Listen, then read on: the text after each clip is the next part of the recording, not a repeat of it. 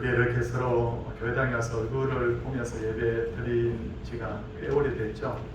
지금은 전염병 시대이기 때문에 정부의 또 방역 방침을 우리가 또 온전히 무시할 수가 없죠. 그래서 본당에서 20명까지 또 교육관에서 20명까지 이렇게 예배를 드려도 된다는 서로 기독교 협의회와 정부가 서로 이렇게 협의를 했습니다. 그래서 우리는 오늘 예배를 드립니다. 6층에 지금 계시는 분들도 소리가 잘 들리는지 저희가 한번 테스트를 했는데 잘 들릴 줄 알고요. 본당의 상황이 6층까지 전달되는데 한 5초 정도 약간 시간적인 그런 게 있습니다. 그러나 실제로 예배 드리는 데는 전혀 불편함이 없을 줄 압니다. 오늘도 하나님 앞에 나오신 우리 성도님들을 환영합니다. 이제 옆에 분들과 잠시 인사하고 예배를 드리도록 하겠습니다. 반갑습니다. 잘 지내셨습니까? 묵상 기도함으로 예배를 시작하겠습니다.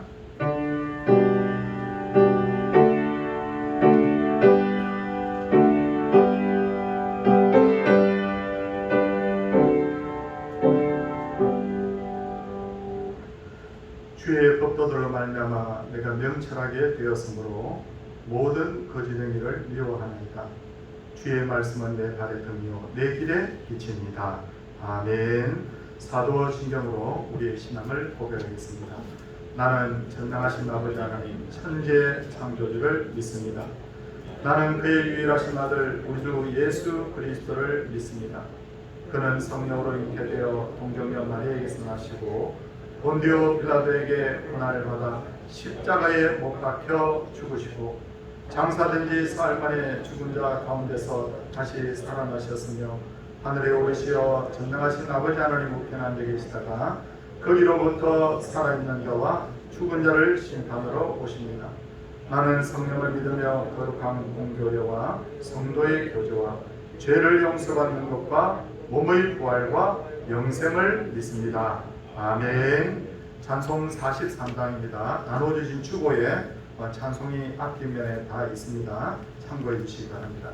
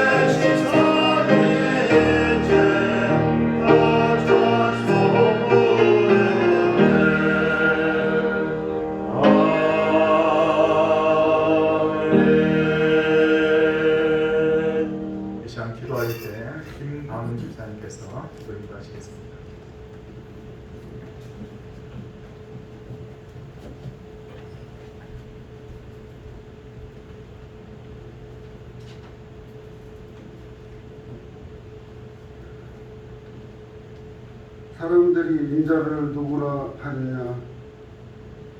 너희는 나를 누구라 하느냐? 주는 그리스도시요 살아계신 하나님의 아들이시니이다. 바요나시구나 내가 복이 있도다.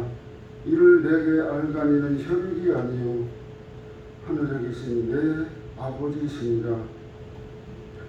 만세진에 하나님께서 특별히 택하여 주시고 정한 때 아버지 하나님 불러주시며 하나님 아버지를 섬기는데 부족함이 없도록 은혜로 사랑하여 주시는 하나님 아버지 사랑과 은혜를 감사를 드립니다. 사랑과 은혜 속에서 살면서도 꼭 불순종이나 불평이나 세상의 탐욕으로 살아가며 정작 예수 그리스도의 십자가의 보혈을 전력을 다하여 전하지 못한 죄를 용서하여 주시기를 원합니다. 세상 살아가는 동안 코로나보다 극한 시련과 환난이 있을 것이라는 우리가 알면서도 항상 깨어 기도하지 못하고 아버지 말씀과 동행하지 못하는 우리의 삶을 지켜주시고 불쌍히 여겨주시기를 원합니다.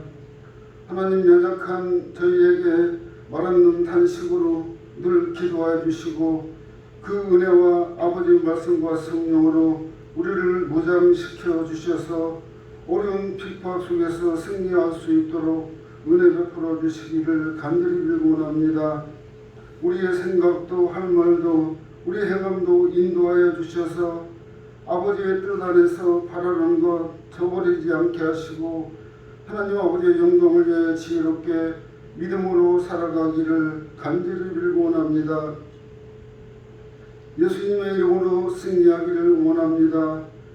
우리가 돈으로도 못 간다고 힘으로도 못 간다고 권세로도 못 간다고 하시며 오직 예수 그리스도께서 믿음으로 갈 수 있다고 말씀하시는 우리 예수님, 저희가 돈이 없어서 예수 그리스도를 못 믿는 것도 아니고 몸이 아파서 주님을 못 믿는 것도 아니오며 우리가 힘과 권세가 없어서 주님을 못 믿는 것도 아닙니다. 오직 아버지 하나님 믿음으로 예수 그리스도를 믿을 수 있도록 우리를 세상 끝날까지 지켜주시고 보호하여 주시기를 하나님 간절히 빌고 원합니다. 교회를 사랑하시는 예수님, 성도 한 사람 한 사람 아버지 하나님 지켜주시고 가르쳐주시고 은혜 베푸사 아버지의 사랑과 은혜로 아버지 살아가게 하옵시고 세상에 있는 교회가 아버지 살아 복음으로 역사하는 교회가 될 수 있도록 은혜를 베풀어 주옵소서. 하나님 믿음을 주옵시고 특별히 아픈 자를 치료하여 주옵시고 어려운 자도 아버지 하나님 마음의 병든 자도 상처 얻은 자도 많이 있습니다. 하나님께서 사랑으로 아버지 하나님 해결하여 주시기를 간절히 바라고 원합니다. 주님 안국교회 주여정과 특별히 또 당회들을 붙들어 주사 하나님 아버지 복음을 위하여 결정하는 기가 어려우니 하나님께서 붙들어 주시기를 간절히 빌고 원합니다. 지와 명철로 붙들어 주시기를 원합니다. 또한 아버지 우리 세상에 아버지는 지치고 힘들고 아버지 쓰러져가는 우리 어린 양들 불쌍한 양들 많습니다. 하나님 기억하시고 긍휼히 여겨주시기를 간절히 빌고 원합니다. 오늘도 아버지 하나님 마당방 밟고 가는 예배 시간이 되기는 싫습니다. 주님 꼭 만나고 찬양하고 행복하기를 원하옵고 예수 그리스도의 이름으로 기도하고 원하옵나이다. 아멘.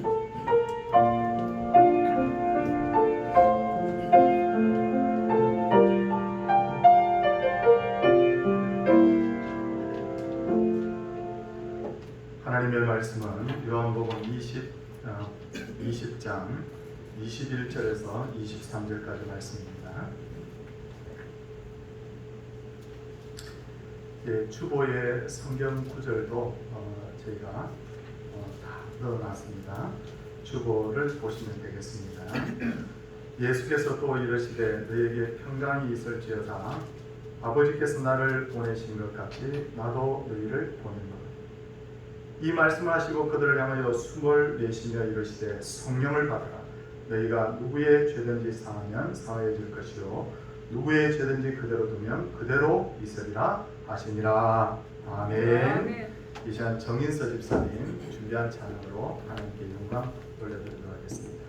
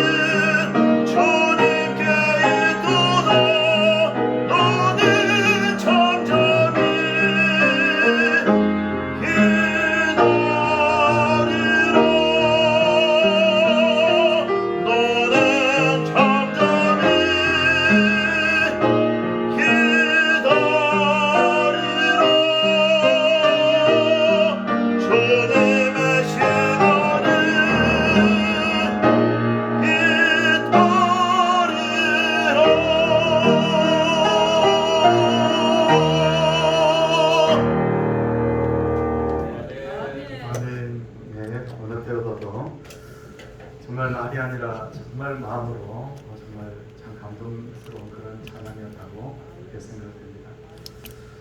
금요일 오후에 예수님께서 십자가에 달려 돌아가시고 무덤에 묻히자 예수님의 제자들은 벌벌 떨면서 안식일이 지날 때까지 숨어 있었는데 본문 바로 앞에 있는 요한복음 20장 19절을 보면 이날 곧 안식 후 첫날 저녁 때 제자들이 유대인들을 두려하여 모인 곳에 문들을 닫았더니 라고 되어 있죠. 그만큼 제자들은 겁에 질려 있었습니다.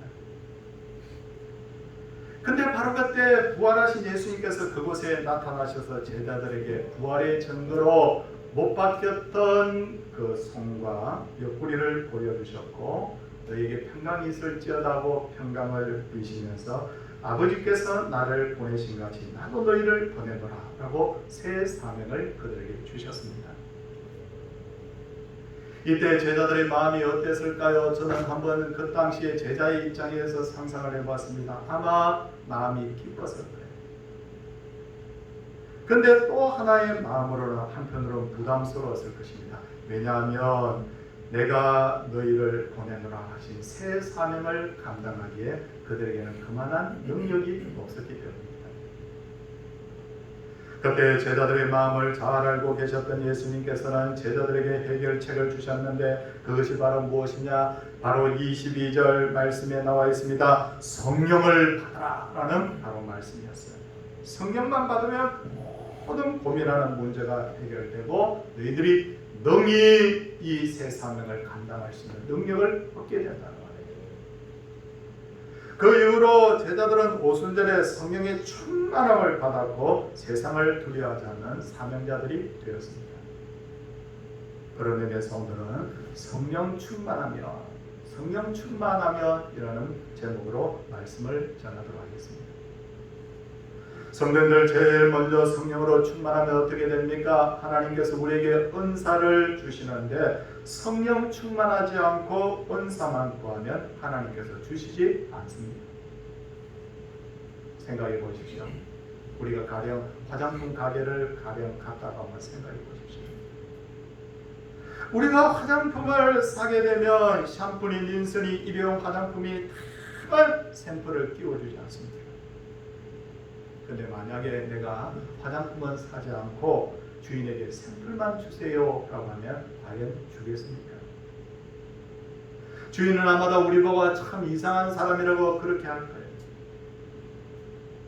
이와 같이 성령 충만 받은 자에게 주시는 하나님의 선물이 뭐냐면 바로 은사입니다. 그런데 사람들이 보기에 성령 충만은 눈에 보이지 않고 그러다 보니 사람들이 별것 아닌 것처럼 생각하고 방언을 행한다든지 신유를 행한다든지 하는 은사는 눈에 띄니까 사람들이 은사만 귀하게 여기는 거예요. 그러다 보니 상당수의 사람들이 성령 충만에는 관심이 없고 은사 받기만을 나는 성령 충만이 뭔지는 모르겠지만 방언하고 싶어, 신유연서도 행하고 싶어, 그렇게 은사만 그렇게 사모하는 경향이 있다는 거예요. 사도행전 8장을 보면 시몬이라는 사람이 바로 그런 경우에 해당합니다. 시몬은 사도들이 기도했을 때 사람들이 성령을 받고 놀라운 역사들이 일어나니까 그걸 그냥 관심 있게 지켜보다가 사도들을 찾아가서 이렇게 합니다. 돈보따리를 내면서 내가 너희에게 돈 줄 테니까 그 권능을 내게도 달라. 그렇게 말하다가 사도들로부터 심한 책망을 받게 됩니다. 시몬은 성령 충만이 무엇인지도 모르면서 나는 저와 같은 능력만 나는 행할 수 있었으면 좋겠다고 그렇게 잘못 판단한 거예요. 성도님들, 제가 은사를 경홀히 여기라고 말씀드립니다. 방언의 은사도 귀하고 신의 은사도 귀하고 모든 성경에 기록된 은사는 전부 다 귀한 것입니다. 다만 제가 말씀드리는 것은 성령 충만이 무슨 내가 성령 충만하고 그 다음에 은사를 받아야지. 내가 성령 충만하지 않으면서 내가 무슨 능력을 행한다는 것 그 자체는 성경적 원리에 어긋난다는 것. 둘째로 성령 충만하면 하나님의 뜻과 계획이 무엇인지를 알게 되죠. 왜냐하면 성령은 모든 것 곧 하나님의 깊은 것까지도 통달하셨다고 성경이 말씀하고 있기 때문입니다. 성경을 보면 하나님의 벗이라는 말을 들은 사람이 있는데 바로 아브라함이에요. 하나님께서는 아브라함이 어떤 복을 장차 받게 될 것인지, 또 소돔과 고모라를 멸망시킬 때도 내가 하려는 일을 아브라함에게, 내 친구 아브라함에게 내가 숨기겠느냐고 다 그에게 일러주셨습니다. 왜 아브라함이 하나님의 뜻을 알 수 있었을까요? 그가 바로 성령으로 충만한 사람이기 때문에. 창세기 41장 38절을 보면 요셉은 하나님의 영에 감동된 사람이라고 했습니다. 하나님의 영에 감동된 사람을 원어로 분석을 하면 하나님의 영을 마음에 소유한 사람이라는 뜻이에요. 신약적인 어떤 상황에서 표현대로 하자면 성령 충만한 사람이었다. 요셉은 성령 충만한 사람이었다. 그렇게 하나님께서는 그에게 장차 7년의 풍년과 더불어서 흉년이 있을 것이다 알려주셨습니다. 형들이 앞으로 그 옆에 머리를 조아릴 것에 대해서도 미리 다 알게 해주셨습니다. 요셉이 전쟁이 있기 때문에 앞으로 일어날 일들을 알게 된 것이 아니라 하나님의 깊은 것까지도 다 통달하신 성령이 그 마음속에 계시기 때문에 하나님이 하실 일들을 그가 꿰뚫어 볼 수가 있었던 거죠. 그러나 하나님께서 오늘날에도 당신의 계획을 우리에게 보여주실까요? 네, 지금도 보여주십니다. 하나님께서는 너희들이 오늘 뭐 라면을 먹을 것인지 밥을 먹을 것인지 이런 세밀한 것까지 우리에게 가르쳐 주시지는 않지만 앞으로 일어날 큰 그림을 요셉에게 보여주셨듯이 우리에게도 지금도 보여주고 계세요.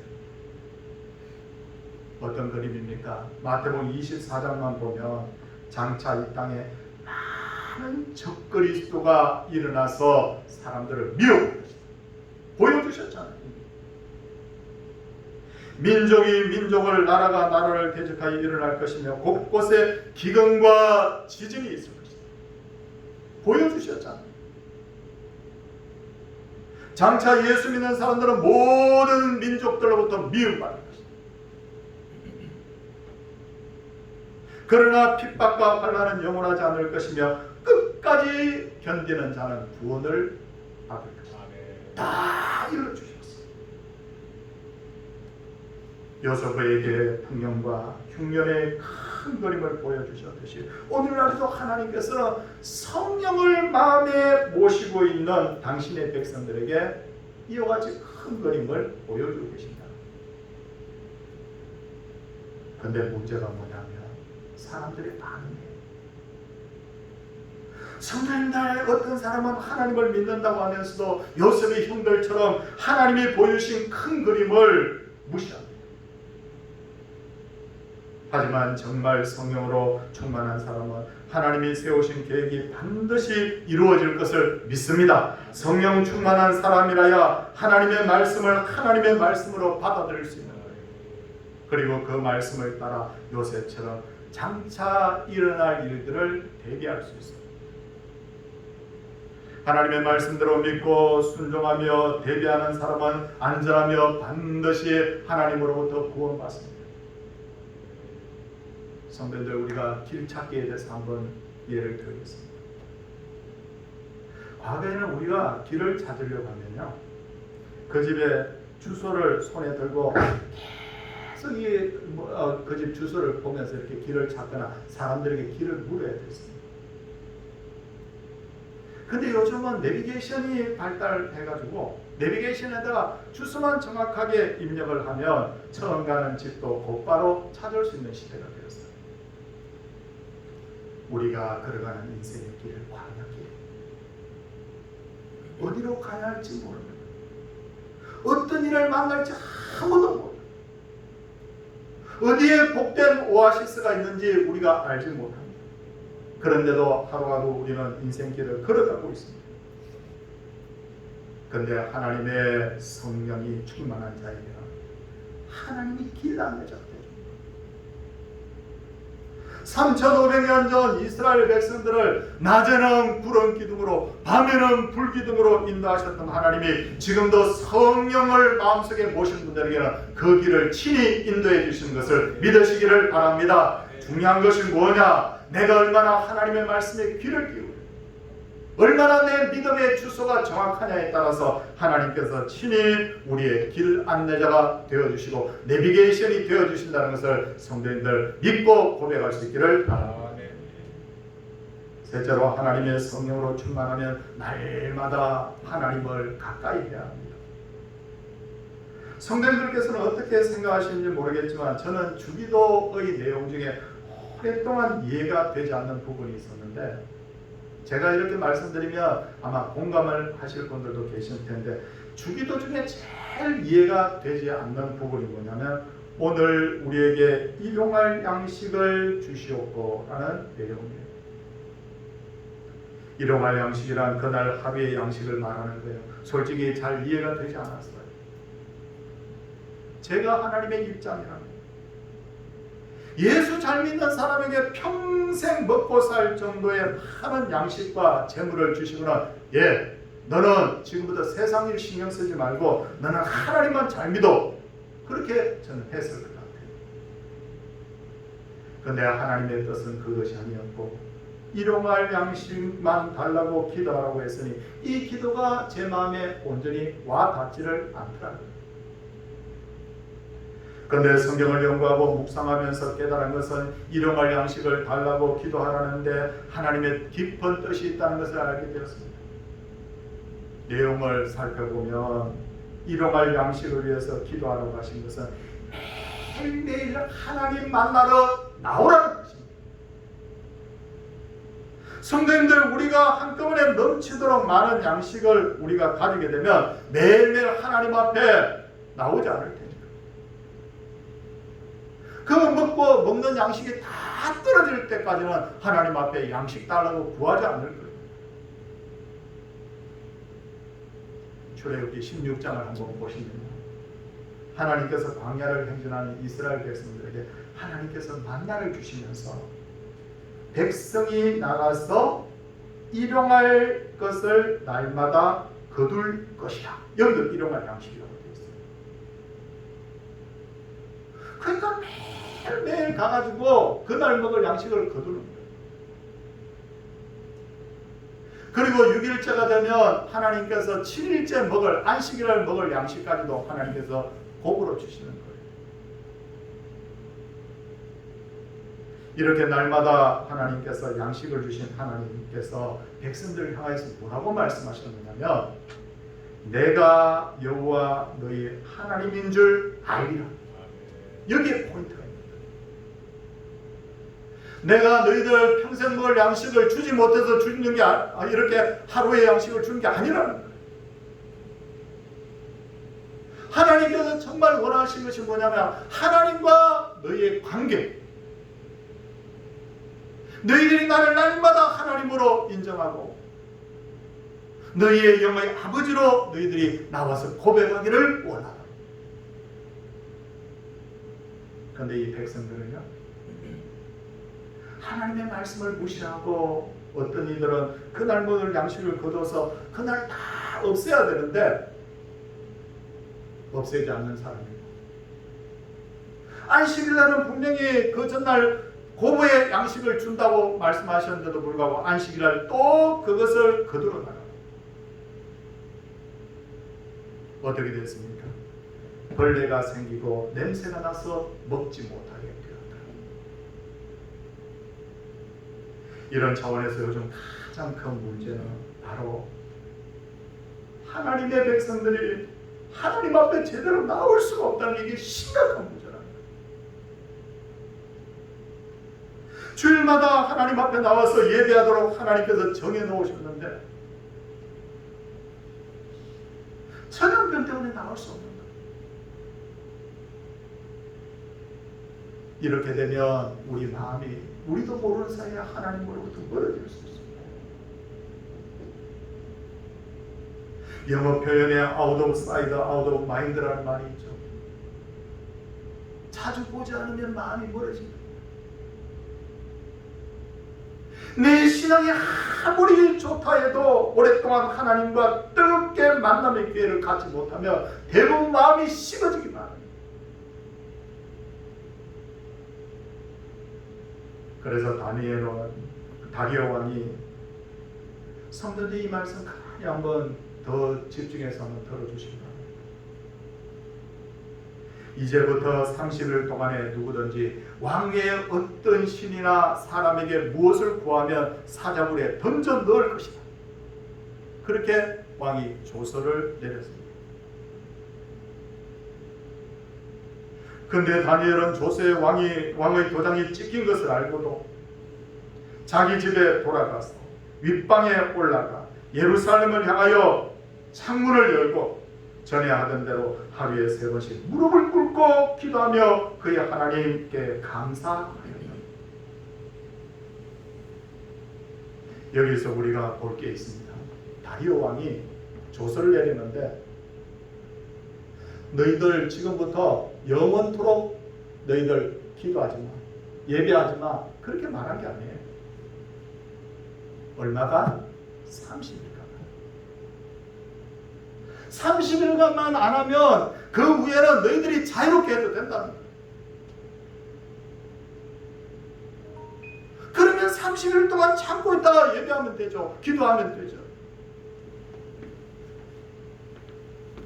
그런데 다니엘은 그렇게 하지 않았어요. 왜 그렇게 하지 않았냐면 하나님과의 관계가 지속되지 못할 것을 염려해요. 오늘 하루 예배 드리지 못하는 것, 내가 한 달 동안 예배 드리지 못하는 것이 하나님과 멀어질 가능성이 있기 때문에, 하나님과의 관계가 떨어질 가능성이 있기 때문에 내가 이것만큼은 내가 양보할 수 없다고 합니다.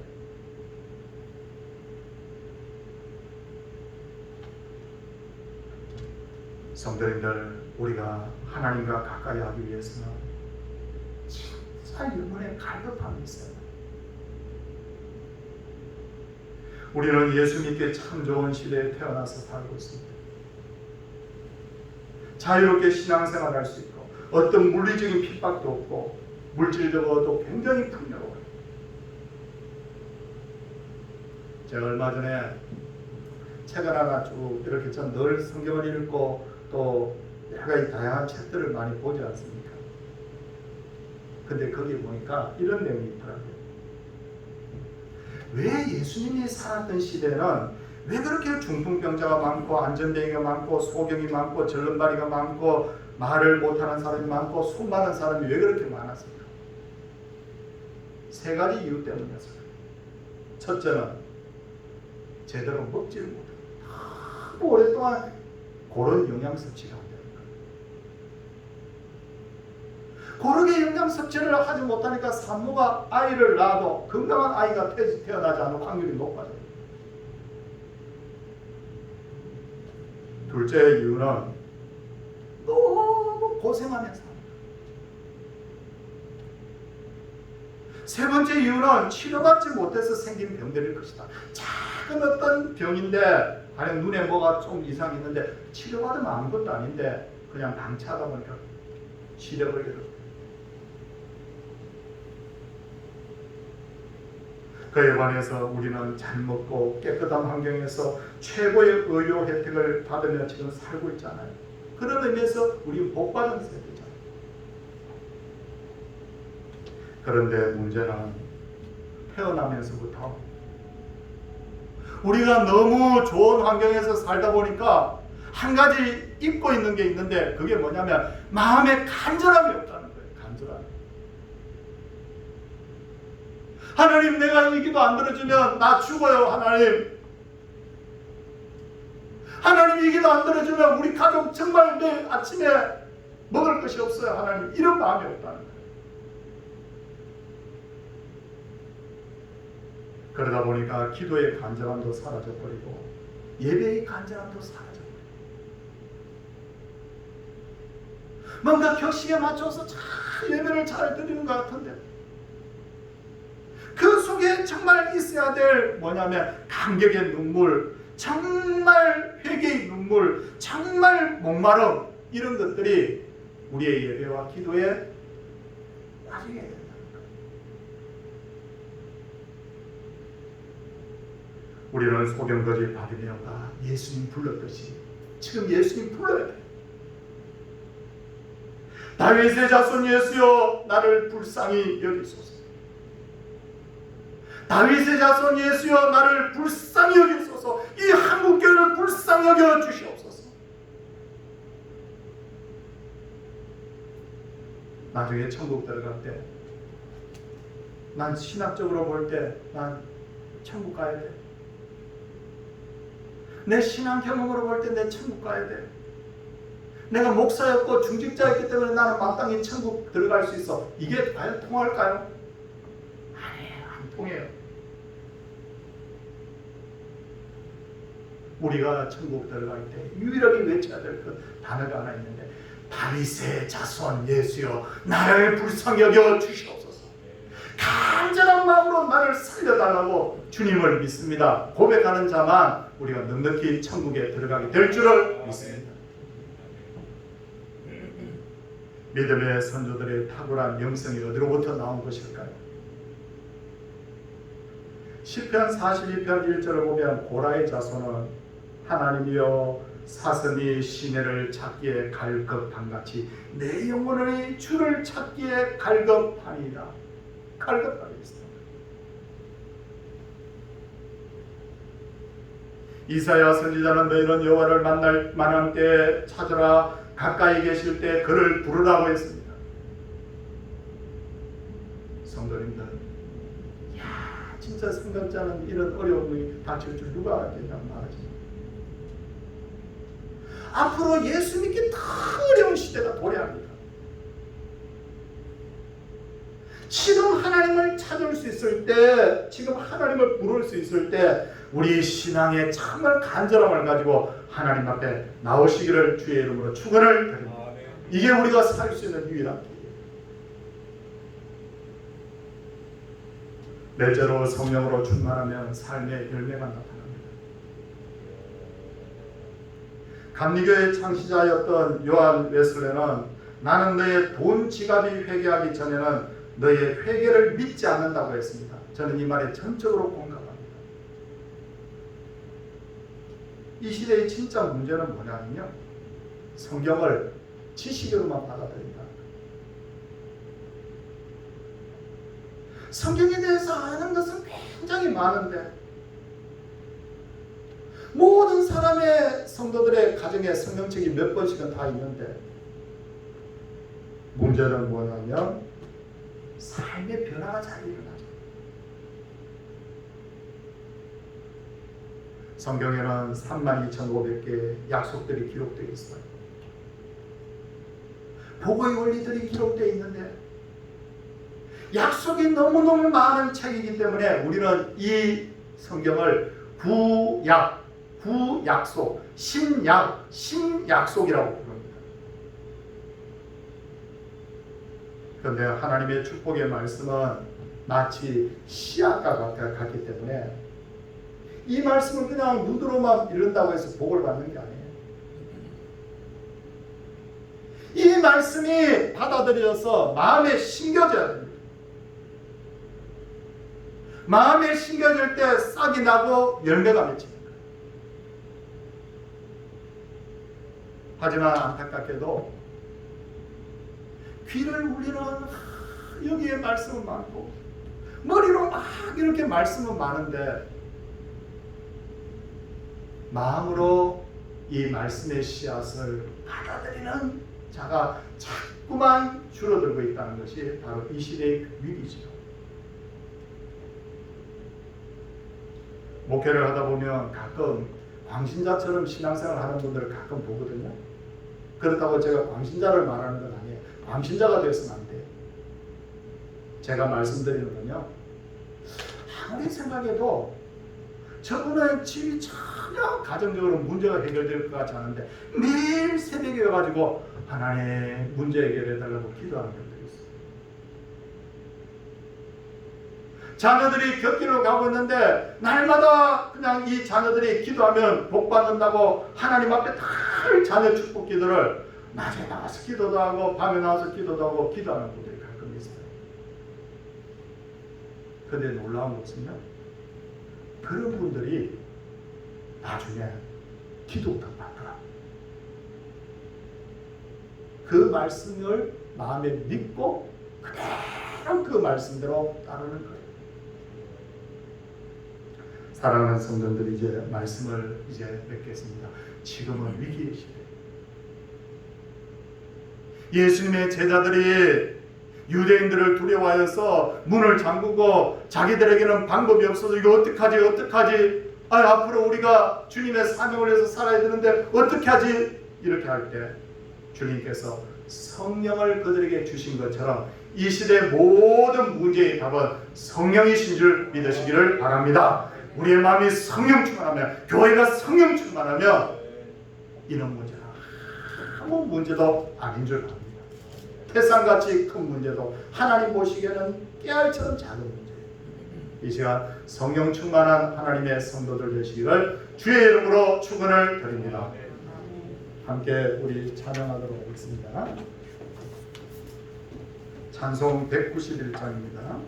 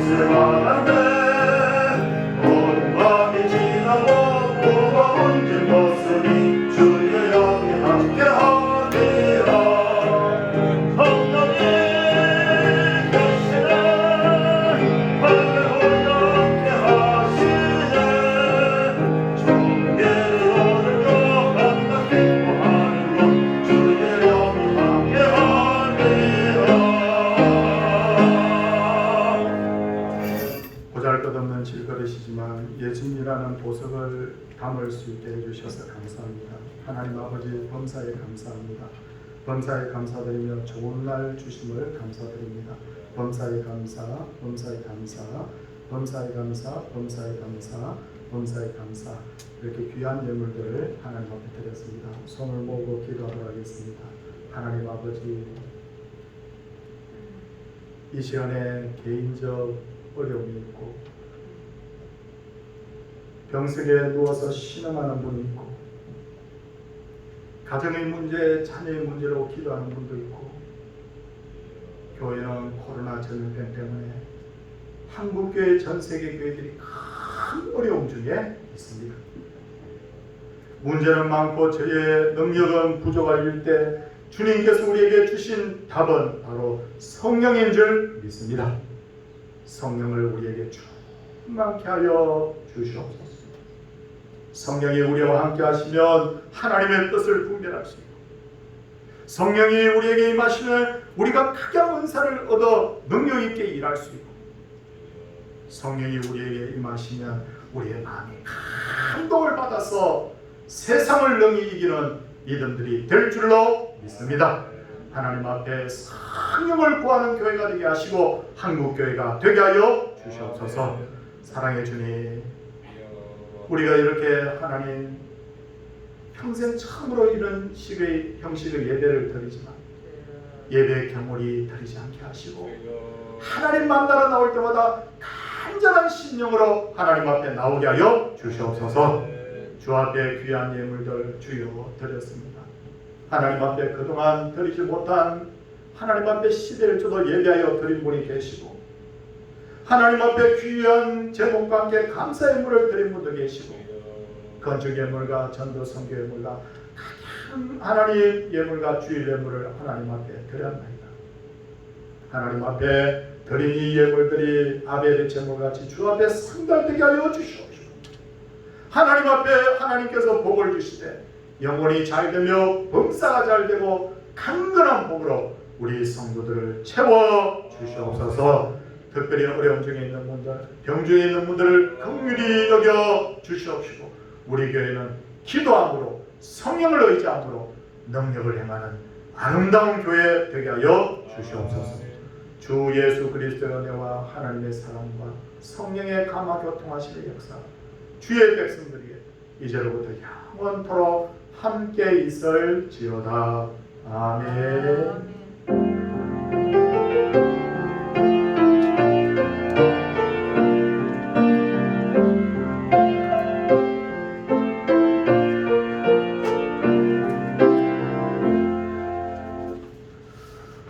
성도님들께 광고 말씀드리겠습니다.